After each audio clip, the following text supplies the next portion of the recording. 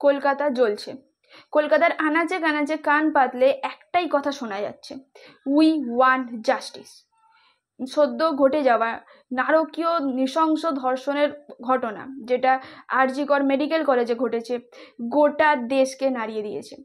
মেয়েদের এবং নারী সুরক্ষা নিয়ে আবার একবার প্রশ্নের মুখে দাঁড় করে দিয়েছে প্রশাসনকে। এই দেশে মেয়েরা ঠিক কতটা সুরক্ষিত? কাণ্ডের পরে যেভাবে তারা এভিডেন্স সরানোর কাজ করছে, সেটা সত্যিই আমাদেরকে অবাক করে। আমরা জানি কোনো ক্রাইম যেখানে কমিটেড হয়, সেই স্থানটা অন্তত কিছুটা দূরত্ব পর্যন্ত সিল করে রাখা হয়, কিন্তু এই ক্ষেত্রে সেই স্থানেই রিনোভেশনের কাজ চলছে পুলিশ অফিসারের প্রেজেন্ট থাকার পরে। 3 घंटा खड़े रखा एक पेरेंट्स जिनकी बच्ची 31 इयर्स ओल्ड की ऐसी खत्म हो जाती है, उनको 3 घंटा खड़ा रखा और ये हाथ जोड़ती रही, माँ बाप हाथ जोड़ते रहे, हमें एक बार दिखाओ, हमारी बच्ची का मुंह एक बार दिखाओ। हमको नहीं दिखाया गया। একজন মহিলা ডাক্তার যে কিনা 36 ঘন্টা ডিউটিতে ছিল, সে ডিউটির পরে ক্লান্ত হয়ে যখন বিশ্রাম নিচ্ছিল, তখন তার সাথে ঘটে যায় একটা নৃশংস নারকীয় ঘটনা। She was raped by some person. প্রায় 7:30 নাগাদ সেই বডিটা ওখানে কেউ ডিসকভার করে।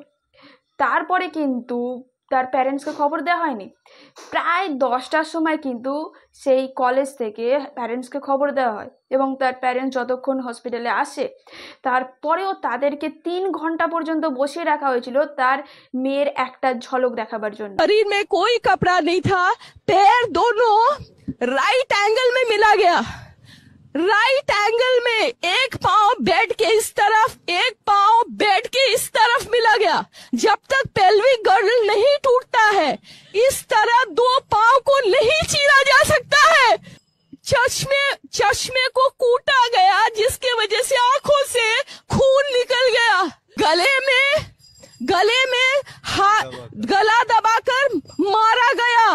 पूरा ये जो मैं बोल रही हूँ, ये पूरा पोस्टमार्टम रिपोर्ट में वायरल हुआ है, आप लोग कृपया देखिए। ভিকটিমের উপরে এতটাই নৃশংস এবং অমানবিক অত্যাচার চালানো হয়েছিল, যা সত্যি বর্ণনা করা যায় না।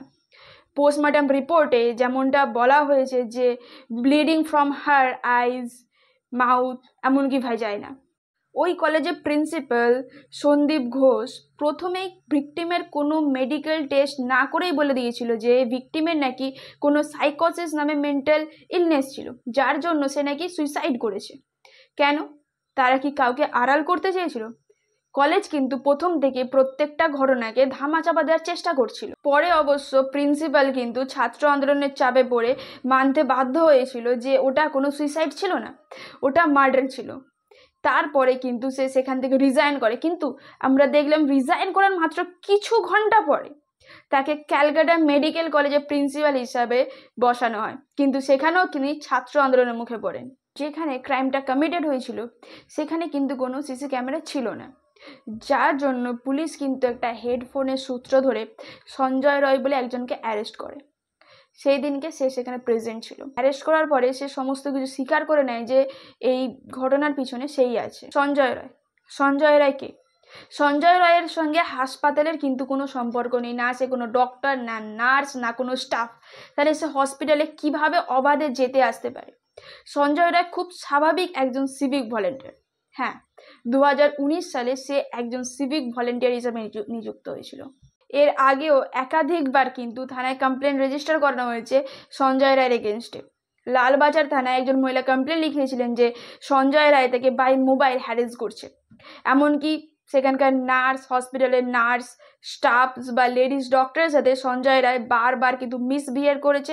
এর বিরুদ্ধে কিন্তু তারা কমপ্লেন থানায় লিখিয়েছিল, কিন্তু এখনো পর্যন্ত পুলিশ তার কোনো স্টেপ নিতে পারেনি। এই ঘটনাটা সমস্ত কিছু তথ্য জানার পরে আমরা কিছু কোয়েশ্চেন যেটা প্রশাসনকে করতে চাই, সেটা হলো এই সঞ্জয় রায় কে?